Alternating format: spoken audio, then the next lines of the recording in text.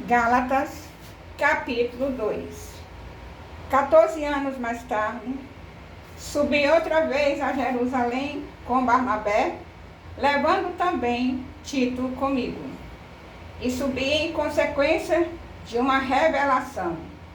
Expus-lhes o evangelho que prego entre os pagãos, e isso particularmente aos que eram de maior consideração, a fim de não correr ou de não ter corrido em vão.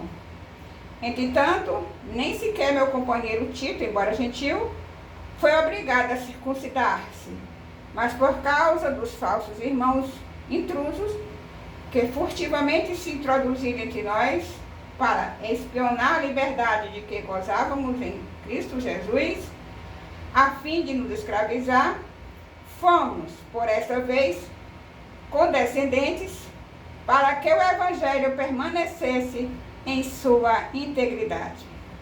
Quanto aos que eram de autoridade, ou que antes tinham sido, não me importa, pois Deus não se deixa levar por consideração de pessoas. Esta autoridade, digo, nada me impuseram. Ao contrário, viram que a evangelização dos incircuncisos me era confiada, mas a dos circuncisos a Pedro. Porque aquele cuja ação fez de Pedro o apóstolo dos circuncisos, fez também de mim o dos pagãos. Tito, Cefas e João, que são considerados as colunas, reconhecendo a graça que me foi dada, deram as mãos a mim e a Barnabé em sinal de pleno acordo.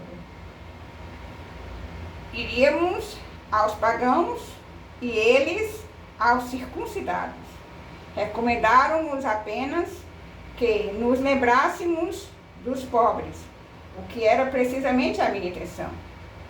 Quando, porém, Cefas veio a Antioquia, resistiu-lhe francamente, porque era censurável.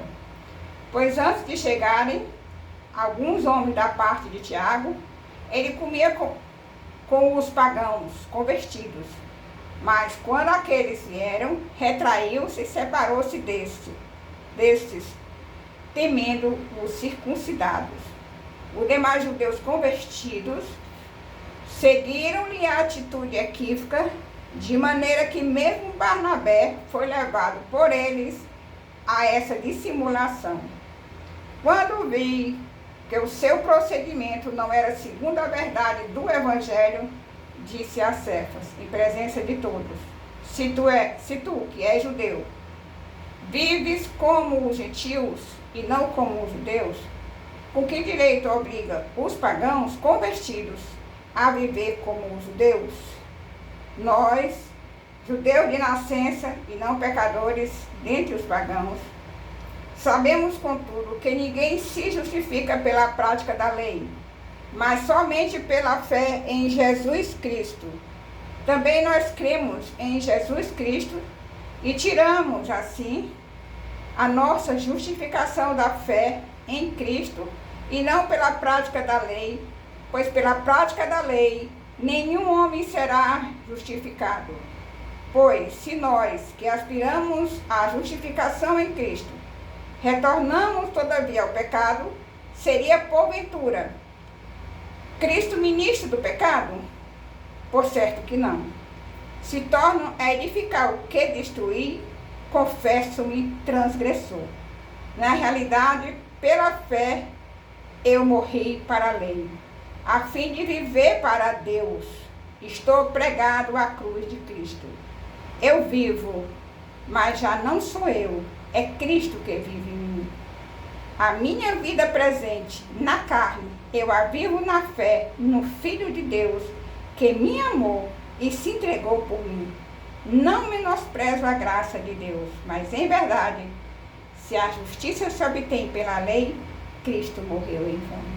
Louvado, exaltado, engrandecido seja o nome do Senhor. Aleluia.